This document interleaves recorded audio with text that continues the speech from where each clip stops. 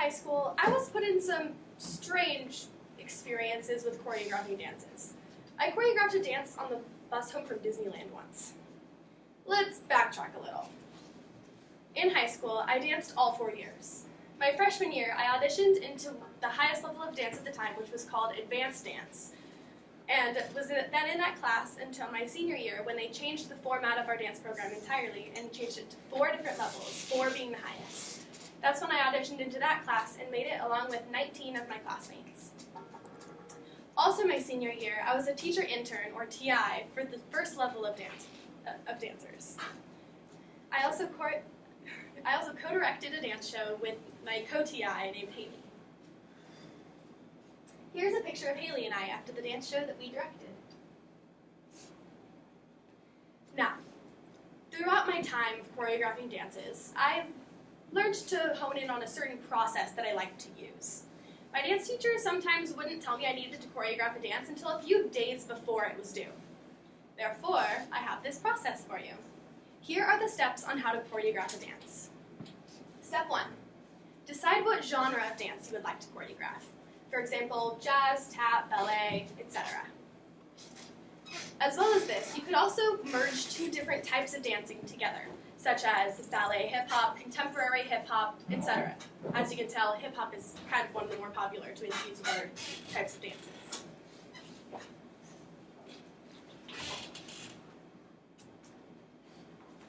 Step 2, pick a song. You want to pick a song that you can imagine yourself moving to. If you can't, then it'll be a little bit harder to actually move to it. Step 3, listen to the song. This is when, if you have room, you'll be able to move around to the song and do what's called improvising, which is improv for short. By improving to the dance, you can find which parts stand out to you, and which parts you feel should be more powerful or prominent in the dance, and other parts that should be slower or more flowy. Step 4, apply that brainstorm or improv session that you just did. You're going to take what stood out to you and apply it to your dance. So you're going to choreograph those parts first and set them in stone on where you want them to be. You can always use abstract motions to create unique or uncommon combinations of what your body parts are doing together. Step 5, string together your choreography. This is where you'll quote-unquote fill in the gaps of what you didn't choreograph previously. So basically, if you run out of ideas on what you want to do in your dance, you can always do what's called a roll-off, which is where you have one set of choreography that you have different groups do it at different times. So let's say there's a group to your right that starts the set of choreography on the count of 1, and a group to your left that starts the same set of choreography on the count of 5. And always remember that, as I was saying before, you can always use slower movements to fill more time. And those slower movements can be very powerful if they're applied correctly. I also added some optional steps that I personally like to do when I choreograph. For example, I like to videotape my choreography. By videotaping your choreography, you can watch yourself dance and see what looks good and what doesn't, what worked, what didn't, etc. As well as this, it makes it easier for you to be able to remember what you did previously in your dance. Another optional step is showing a friend your choreography, or even a complete stranger if you really want a different opinion.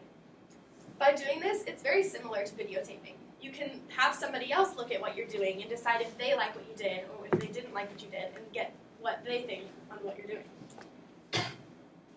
Congratulations! You have now choreographed a dance, if you follow those steps.